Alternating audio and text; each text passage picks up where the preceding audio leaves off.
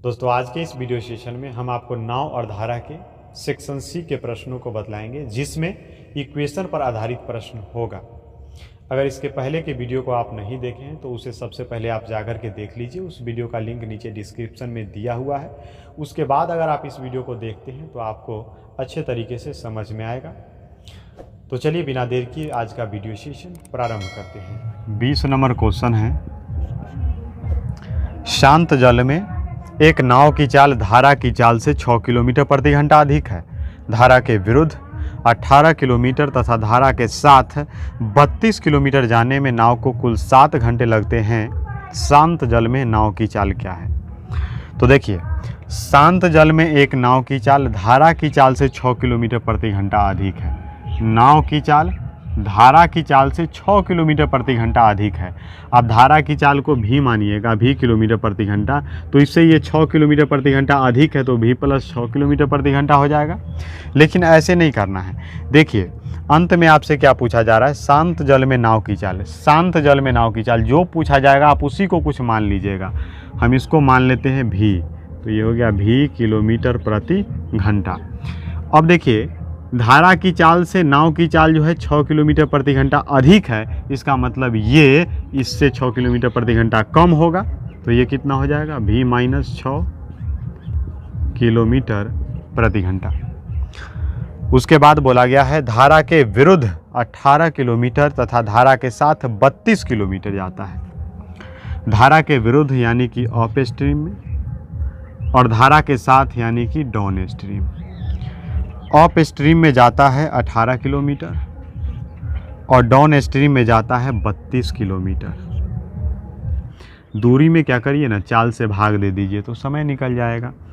तो up stream में चाल कितना हो जाएगा, अप स्ट्रीम में x माइनस वाई होता है, तो इसमें से आप इसको घटाइएगा ना तो कितना होगा 6। और डाउन स्ट्रीम में क्या होता है, x प्लस वाई हो जाता है, जुट जाता है, तो जोड़िएगा तो हो जाएगा 2v माइनस 6। ये निकल गया अप स्ट्रीम का समय और ये निकल गया डाउन स्ट्रीम का समय।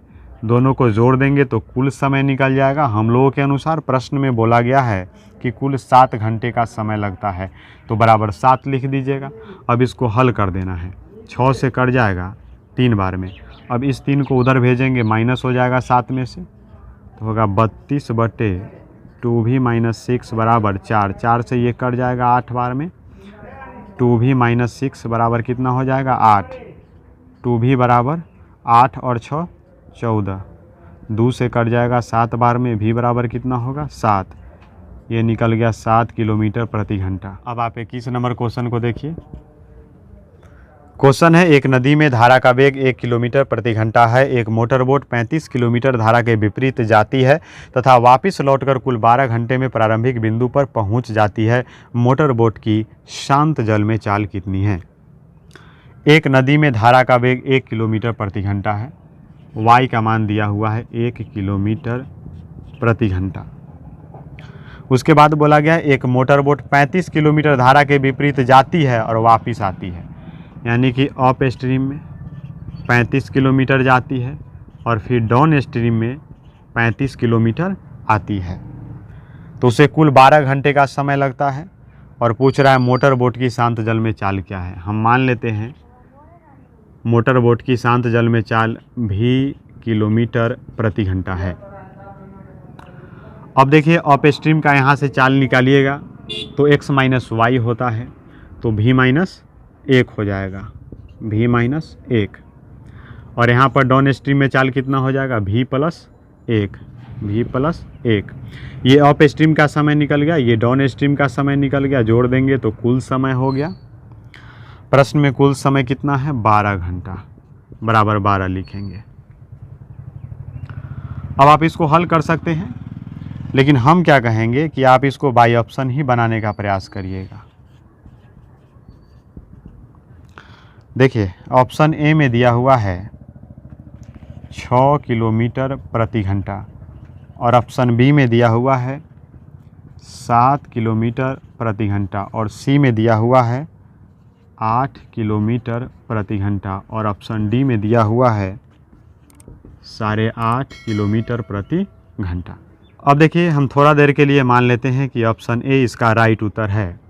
तो 6 इसमें रख करके देखिए भी के जगह पर। तो 6 में से गया तो 5 और 5 से काटिएगा तो 7 बार में कटेगा। 6 रखिएगा तो 6 और 1 7 हो जाएगा, 7 पचे 35। देखिए 7 और 5 12, 12 बराबर 12 यानी कि सेटिस्फाइड हो गया। तो यही हो गया इसका उत्तर। कितना हो गया? 6 किलोमीटर प्रति घंटा। दोस्तों 22 नंबर क्वेश्चन को देखिए। क्वेश्चन है एक नाव को धारा के साथ 30 किलोमीटर तक जाने तथा 9 किलोमीटर तक धारा के विरुद्ध जाने में उसे 5 घंटे का समय लेती है। यदि शांत जल में नाव की चाल धारा की चाल से 50% अधिक हो तो धारा की चाल क्या है? धारा के साथ जाती है 30 किलोमीटर यानी कि डाउन स्ट्रीम में 30 किलोमीटर दूरी तय करती है, जबकि धारा के विरुद्ध यानी कि अप स्ट्रीम में 9 किलोमीटर दूरी तय करती है और इस प्रकार उसे 5 घंटे का समय टोटल लग जाता है। उसके बाद बोला गया है यदि शांत जल में नाव की चाल धारा की चाल से 50% अधिक हो। शांत जल में नाव की चाल धारा की चाल से 50% अधिक हो, धारा की चाल को 100 मानिएगा तो ये कितना हो जाएगा? 150। रेशियो पर कट कर दिए। अब देखिए 50 से कटेगा 3 बार में, 50 से कटेगा 2 बार में, रेशियो निकल गया 3:2। अब समझिएगा, इसको हम निश्चित कर देते हैं। ये हो जाएगा 3x और ये हो जाएगा 2x। डाउन स्ट्रीम में चाल कितना होगा? डाउन स्ट्रीम x + y होता है तो 3x और 2x 5x। 5x से इसमें भाग दे दीजिए। और अप स्ट्रीम में चाल कितना होगा? 3x में से 2x घटाइएगा तो होगा x। ये डाउन स्ट्रीम का समय निकल गया, ये अप स्ट्रीम का समय निकल गया। दोनों को जोड़ देंगे तो कुल समय निकल गया। हम लोगों के अनुसार प्रश्न में बोला गया है कि कुल 5 घंटे का समय लगता है, तो बराबर 5 लिखेंगे। अब उसके बाद देखिए 5 से कटेगा ये 6 बार में। इसको हल करेंगे तो कितना हो जाएगा? 9 और 6 15 बराबर 5। 5 से कट जाएगा 3 बार में। x बराबर कितना हो गया? 3। x का मान निकल गया 3। हमसे पूछा जा रहा है धारा की चाल। धारा की चाल यानी कि इसका मान पूछा जा रहा है। तो देखिए 3 यहाँ पर रख दीजिए। 2 गुने 3 कितना हो गया? 6 किलोमीटर प्रति घंटा। धारा की चाल निकल गया 6 किलोमीटर प्रति घंटा। अब आप दोस्तों 23 नंबर क्वेश्चन को देखिए। क्वेश्चन है शांत जल में एक नाव की चाल 10 किलोमीटर प्रति घंटा है। यह 26 किलोमीटर धारा के दिशा में तथा 14 किलोमीटर धारा के विपरीत तय करने में एक जैसा समय लेती है। धारा का वेग कितना है? शांत जल में एक नाव की चाल 10 किलोमीटर प्रति घंटा है। x का मान दिया हुआ है 10 किलोमीटर प्रति घंटा। उसके बाद बोला गया है यह 26 किलोमीटर धारा के दिशा में डाउन स्ट्रीम में 26 किलोमीटर तथा 14 किलोमीटर धारा के विपरीत यानी कि अप स्ट्रीम में 14 किलोमीटर।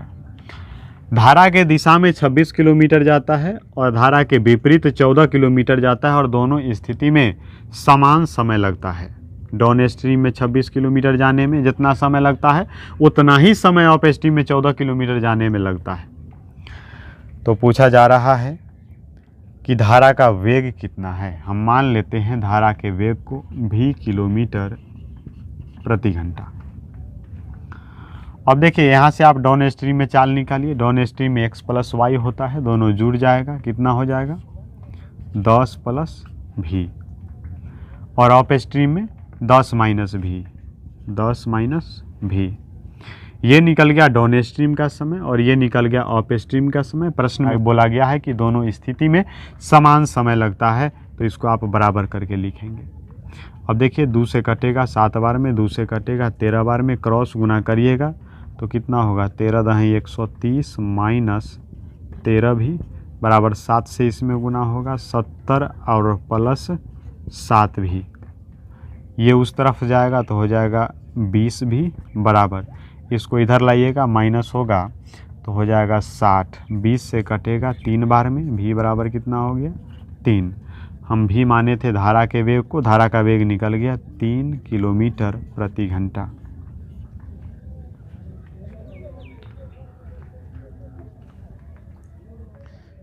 अब आप 24 नंबर क्वेश्चन को समझिएगा दोस्तों, ये काफ़ी महत्वपूर्ण है। आप चाहे तो इसमें स्टार लगा सकते हैं। क्वेश्चन है, एक नाविक नदी में किसी बिंदु से आरंभ करके 48 किलोमीटर दूरी तक जाकर वापस प्रारंभिक बिंदु पर 14 घंटे में पहुंच जाती है। जितनी देर में वह धारा के दिशा में 4 किलोमीटर दूरी तय करती है, उतनी ही देर में धारा के विपरीत 3 किलोमीटर दूरी तय करती है। धारा का वेग कितना है? तो देखिए 48 किलोमीटर जा करके 48 किलोमीटर फिर आता है और उसे 14 घंटे का समय लगता है। अगर गया होगा डाउन स्ट्रीम में 48 किलोमीटर तो आया होगा अप स्ट्रीम में 48 किलोमीटर, और कुल उसको कितना समय लग जाता है? 14 घंटे का। उसके बाद बोला गया जितनी देर में वह धारा की दिशा में 4 किलोमीटर दूरी तय करती है, उतनी ही देर में धारा के विपरीत 3 किलोमीटर दूरी तय करती है। समझिएगा, जितनी देर में धारा के दिशा में 4 किलोमीटर जाता है, उतनी ही देर में धारा के विपरीत 3 किलोमीटर जाता है। तो देखिए दूरी और नीचे लिखते हैं समय। हम मान लेते हैं कि टी घंटा में जो है धारा के दिशा में 4 किलोमीटर दूरी जाता है, और उतनी ही समय में यानी कि टी घंटा में ही धारा के विपरीत 3 किलोमीटर दूरी तय करता है। तो यहाँ से आप चाल निकाल सकते हैं। चाल बराबर दूरी बटा समय होता है, तो 4 बटा टी, और यहाँ पर हो जाएगा 3 बटा टी। डाउन स्ट्रीम में चाल इतना हो गया, अप स्ट्रीम में चाल इतना हो गया। अब क्या करिए, इससे इसमें भाग दे दीजिए। तो डाउन स्ट्रीम में चाल कितना है? 4 बटा टी, और अप स्ट्रीम में चाल कितना है? 3 बटा टी। दूरी बट्टा चाल कर दिए तो समय निकल गया डाउन स्ट्रीम का ये, और ये अप स्ट्रीम का समय निकल गया, और इसको जोड़ देंगे तो कुल समय निकल जाएगा हम लोगों के अनुसार। और प्रश्न में बोला गया है कि कुल 14 घंटे का समय लगता है, तो बराबर 14 करके लिखेंगे। अब देखिए 4 से कटेगा 12 बार में, 3 से कटेगा 16 बार। अब देखिए टी से इसमें गुना हो जाएगा तो हो गया 12 टी, और यहाँ पर हो जाएगा 16 टी। 12 टी और 16 टी 28 टी बराबर 14। 14 से कट जाएगा 2 बार में, टी बराबर कितना हो गया? 1/2। अब क्या करिए, टी का मान जो 1/2 आया इसमें रख दीजिए, तो हो जाएगा 4 बट्टा टी के जगह पर 1/2 और 3 बट्टा 1/2। तो ये पलट के उसमें गुना हो जाएगा तो हो जाएगा 4 दूनी 8, और यहाँ पर कितना हो जाएगा? 3 दूनी 6।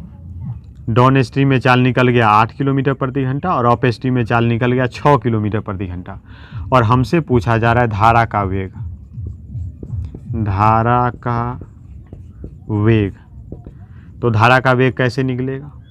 हम आपको बता चुके हैं, जब दो राशि का योगफल दे दे और वही दोनों राशि का अंतर दे दे और उसमें से छोटा वाला का मान पूछे, तो क्या करते हैं? घटा करके 2 से भाग कर देते हैं। 8 में से 6 घटा दीजिए और 2 से भाग दे दीजिए, तो हो गया 2/2 यानी कि 1 किलोमीटर प्रति घंटा। धारा का वेग निकल गया 1 किलोमीटर प्रति घंटा। अब आप 25 नंबर क्वेश्चन को देखिए। क्वेश्चन है, एक नाव धारा के विरुद्ध 24 किलोमीटर तथा धारा के दिशा में 30 किलोमीटर दूरी तय करने में 7 घंटे लेती है। यदि नाव धारा के विरुद्ध 30 किलोमीटर तथा धारा के दिशा में 24 किलोमीटर दूरी तय करने में 7 घंटे 24 मिनट लेती है, तो धारा का वेग क्या है? देखिए, धारा के विरुद्ध यानी कि अप स्ट्रीम में 24 किलोमीटर तथा धारा के दिशा में 30 किलोमीटर, डाउन स्ट्रीम में 30 किलोमीटर जाता है, तो उसे 7 घंटे का समय लगता है। उसके बाद दूसरा कंडीशन में क्या बोला गया है? यदि नाव धारा के विरुद्ध 30 किलोमीटर, धारा के विरुद्ध 30 किलोमीटर और धारा के दिशा में 24 किलोमीटर जाएगा, तो 7 घंटे 24 मिनट लेती है। 7 घंटे 24 मिनट लेती है, तो धारा का वेग कितना है? अब समझिएगा दोस्तों, अप स्ट्रीम का ये दूरी दिया हुआ है और ये डाउन स्ट्रीम का दूरी दिया हुआ है, तो दूरी में चाल से भाग देंगे तब समय निकलेगा। तो हम मान लेते हैं कि अप स्ट्रीम में चाल जो है ना यूएस है, अप स्ट्रीम में चाल को हम यूएस मान लेते हैं और डाउन स्ट्रीम में चाल को हम मान लेते हैं डीएस। तो दूरी बट्टा चाल समय हो गया, दूरी बट्टा चाल समय हो गया, जोड़ देंगे तो कुल समय हो जाएगा। पहला कंडीशन में कुल कितना समय लगता है? 7 घंटा लगता है। उसके बाद यहाँ भी वही करिए, अप स्ट्रीम में चाल हो जाएगा यूएस और डाउन स्ट्रीम में चाल हो जाएगा डीएस, और इसको जोड़ देंगे तो हम लोगों के अनुसार कुल समय इतना होगा। प्रश्न में बोला है कि 7 घंटा 24 मिनट लगता है। 7 घंटा 24 मिनट, 24 मिनट को जब आप घंटा में बदलिएगा तो 60 से भाग देना पड़ेगा, 12 से काटिएगा, 12 दूनी 24, 12 पंचे 60, कितना हो जाएगा 7 पचे 35 और 2 37/5, कितना हुआ 37/5। हमको 2 समीकरण मिल गया, समीकरण 1 और समीकरण 2, इसको हल करना है। तो हम क्या करते हैं ना, इसी को बराबर कर देते हैं। तो बराबर करिएगा तो इसमें 4 से गुना कर दीजिए और इसमें 5 से गुना कर दीजिए, 120, यहाँ भी 120 हो जाएगा। इसमें 4 से गुना किए हैं तो इसमें भी 4 से गुना करना पड़ेगा और इसमें भी 4 से गुना करना पड़ेगा। इसमें 5 से गुना किए हैं तो इसमें भी 5 से और इसमें भी 5 से गुना कर दीजिए। अब इसके बाद घटा दीजिए, प्लस था तो माइनस हो गया, प्लस था तो माइनस हो गया, प्लस था तो माइनस हो गया। अब देखिए इससे ये कट जाएगा। अब देखिए 24 चौका 96/US और यहाँ पर है 30 पंचे 150/US। 96 US में से 150/US को घटाइएगा तो होगा -54/US बराबर 5 से 5 तो कट जाएगा, 7 चौका 28, 28 में से 37 जाएगा तो कितना होगा 9, -9।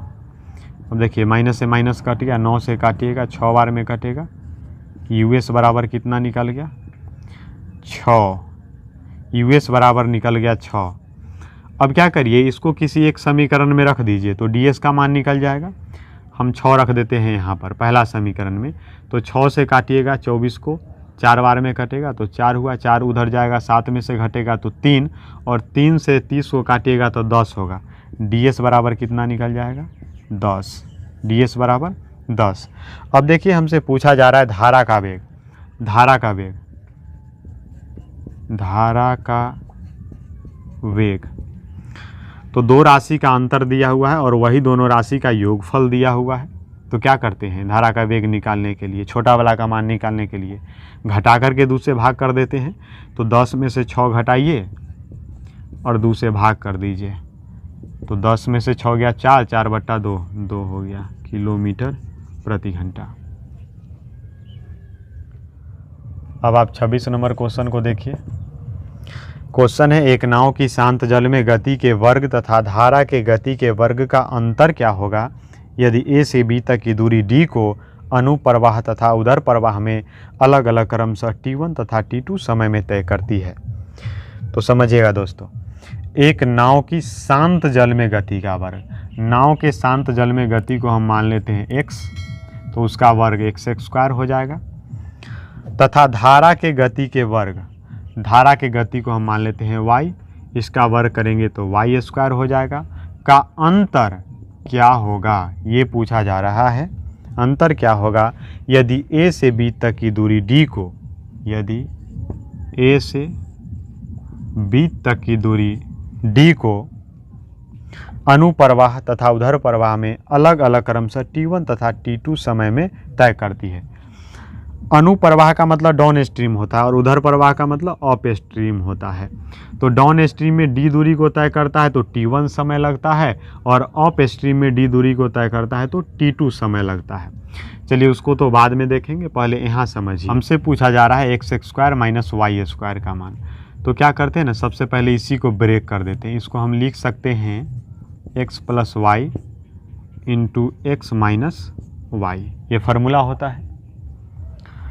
x + y का मतलब आप क्या समझते हैं, x + y का मतलब होता है धारा के दिशा में चाल, और x - y का मतलब धारा के विपरीत दिशा में चाल।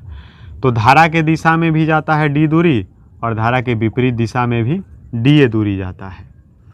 तो धारा के दिशा में समय दिया हुआ है T1 और धारा के विपरीत दिशा में समय दिया हुआ है T2।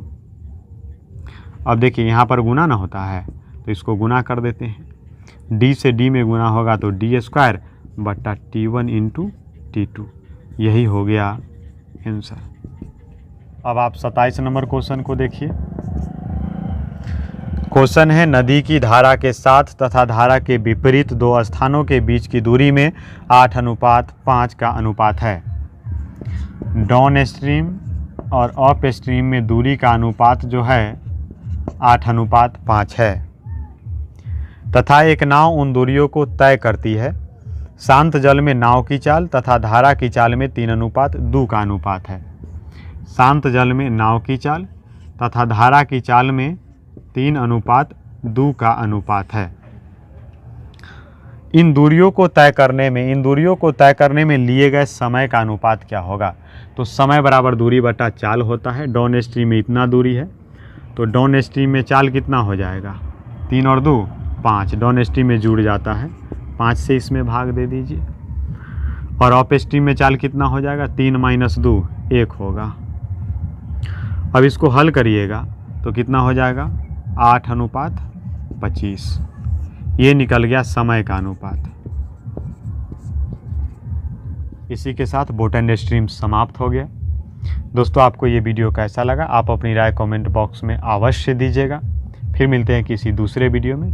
तब तक के लिए बाय, टेक केयर।